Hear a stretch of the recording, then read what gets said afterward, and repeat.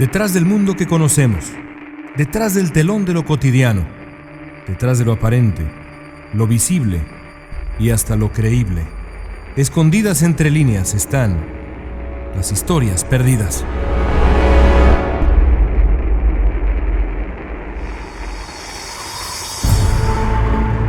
En la historia de la humanidad hay varios nombres de gobernantes todopoderosos que a la fecha inspiran terror y profundo respeto. Bien dice el dicho que el poder absoluto corrompe de manera absoluta, y sobran ejemplos de ello.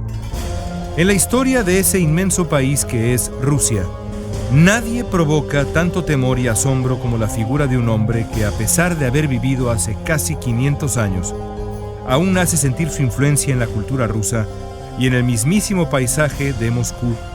Se trata de Iván IV Vasilievich, mejor conocido como Iván el Terrible. Iván fue zar de la Gran Rusia entre 1547 y 1584. Su reinado estuvo marcado por el progreso de su país. Gracias a su mano dura, puso en práctica medidas y reformas impensables hasta antes de su llegada al poder, como la creación de un nuevo orden legal. Para muchos, su impacto en el Estado ruso y en la idea misma de lo que significa ser ruso fue tan grande como el de Napoleón en Francia 250 años después. Pero Iván no solo fue un reformador implacable, también, como el gran Napoleón en Francia, emprendió conquistas sin conocer la piedad. Bajo su mando, Rusia se volvió un imperio activo, que se expandió hacia el este y el oeste. Fue gracias a su don de mando que los rusos lograron hacerse de territorio helado en Siberia, además de reconquistar territorios hacia el mar Caspio. Iván el Terrible quería hacer de Rusia el poder más importante de su tiempo y de Moscú una suerte de nueva Constantinopla, la ciudad que había sido por siglos la capital del mundo. Pero detrás de su enorme valentía y liderazgo político y militar se escondía un hombre capaz de una crueldad legendaria, que se ganaría a pulso el adjetivo que lo acompañaría en la eternidad. Era un hombre terrible. Su obsesión no surgió por mera casualidad. Como generalmente ocurre, la infancia del futuro zar de Rusia jugó un papel crucial en determinar la personalidad del que sería uno de los hombres más controvertidos y temibles de la historia europea. Iván nació en la histórica residencia de los zares en Moscú a mediados de 1530. El pequeño Iván no podía saberlo, pero su nacimiento desató una serie de intrigas por el poder que al poco tiempo hundirían al niño en la orfandad y lo someterían a dolores psicológicos que tendrían consecuencias muy severas. Su padre murió en los primeros años de Iván. Entonces, el niño y todo el reino quedaron en manos de su madre, Elena Glinskaya, mujer inteligente pero desvalida que fue envenenada por la nobleza de su tiempo tras solo unos años en el poder. El pequeño príncipe, que se calcula todavía no cumplía los 10 años de edad, fue severamente maltratado por los llamados boyardos, la nobleza rusa de su tiempo, quienes lo encerraron en un palacete de Moscú y lo sometieron a condiciones que cerca estuvieron de la tortura. Cuenta la leyenda, por ejemplo, que Iván estuvo cerca de morir de hambre en más de una ocasión. Un enorme resentimiento comenzó a crecer en el alma del joven príncipe. Quienes lo cuidaron entonces daban cuenta de un niño profundamente perturbado que comenzó a torturar animales en sus aposentos, mostrando así las heridas psicológicas que lo convertirían con el tiempo en uno de los hombres más temidos de su era y de cualquier otra. Pero el paso de los años sería bueno con Iván IV Vasilievich. Sus detractores no podían saberlo, pero el príncipe había aprovechado bien sus horas, meses, años en cautiverio y había crecido hasta convertirse en un joven de gran fortaleza. Había también leído y estudiado de manera exhaustiva, además de asumir una identidad religiosa que lo acompañaría siempre, incluso en sus momentos de mayor violencia. Apenas entrando a la adolescencia, Iván comenzó a planear su anhelada venganza, que sería, como él, auténticamente terrible. Al cumplir 16 años de edad, el joven Iván IV Vasilievich ya había maniobrado para deshacerse de varios rivales. En algunos casos lo hizo de manera por demás brutal. Cuenta la historia que, siendo apenas un adolescente, ordenó que un destacado y también joven miembro de la nobleza fuera arrojado a una jauría enloquecida y hambrienta, que lo despedazó. Esta fama de implacable se unió al notable crecimiento intelectual de Iván para que fuera nombrado jerarca nacional con el apoyo de la cúpula religiosa rusa. Como era previsible, el joven zar se rodeó de inmediato de asesores que se concentraron en dos cosas: formar un nuevo orden legal y de ideas en el país, y marginar a la nobleza, que tan difícil le había hecho la vida. Para 1555 ya había consolidado su poder centralizando el ejercicio político de Rusia, acercando a la iglesia y fortaleciendo a la milicia del país. Hasta entonces, y a pesar de ser conocido como un hombre capaz de ataques de ira temibles, había logrado convertirse en un estadista de época. Pero dentro del zar ruso comenzaban a hervir otras emociones. Todo explotó en 1560. Fue entonces cuando Iván sufrió la muerte de su esposa, Anastasia Romanovna, mujer de gran astucia política y gran instinto emocional que había conseguido domar lo peor del carácter de su marido. Para muchos, la muerte prematura de su amada mujer marcó un quiebre en la psicología del zar de Rusia. Siendo un hombre todavía muy joven, tenía 30 años cuando perdió a su amor, Iván había tenido que soportar la muerte ya de todos sus seres queridos. El dolor fue, seguramente, demasiado. A partir de 1560 comenzaría a tomar decisiones de manera intempestiva.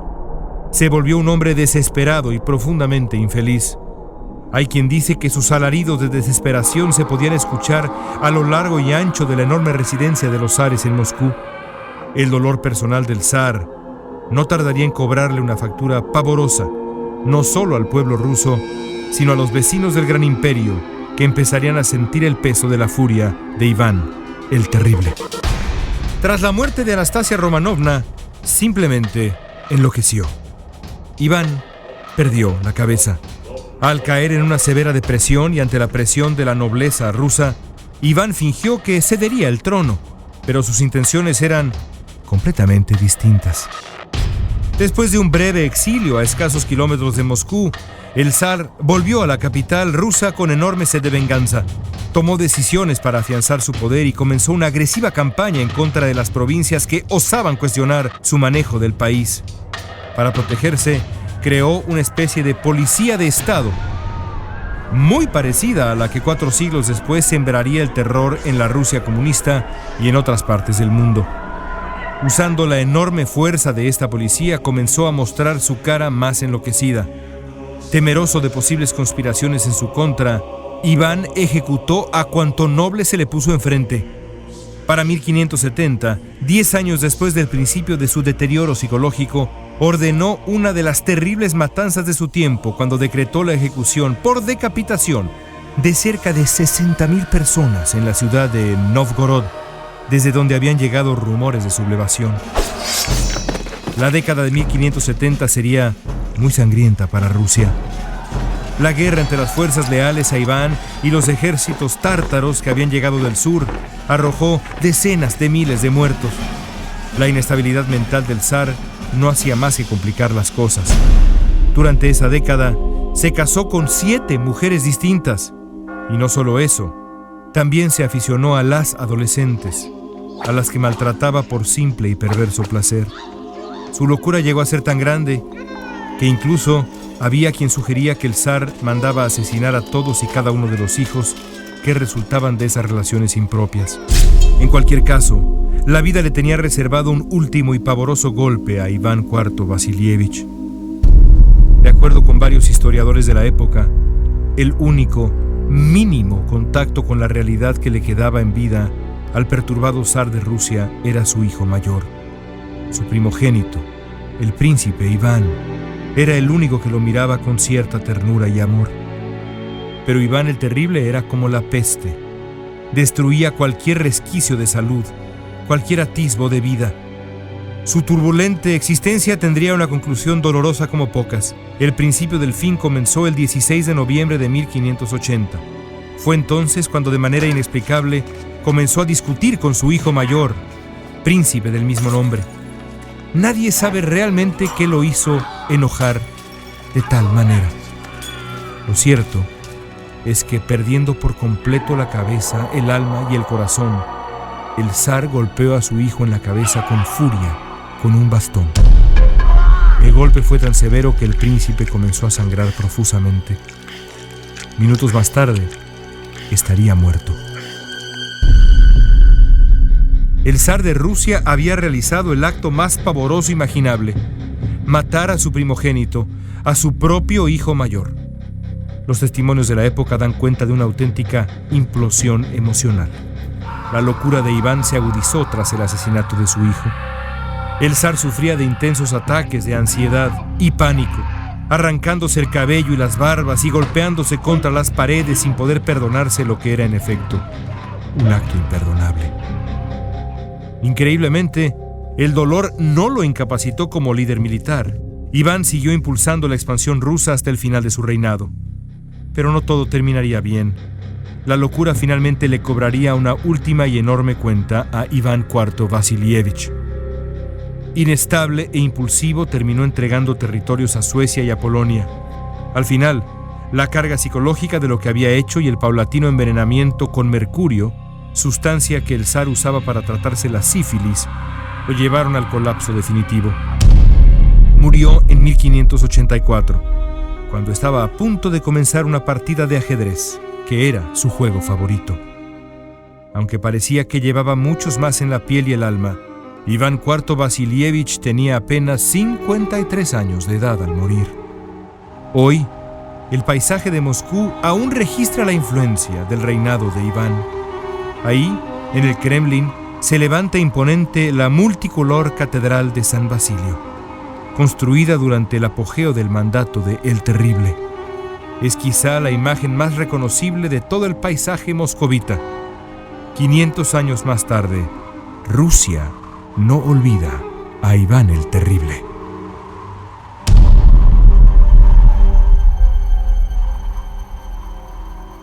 Esto fue Historias Perdidas, escrito y narrado por León Krause, editado por Guillermo Espinosa y Jorge Farías, producido en Clio por Daniel Krause.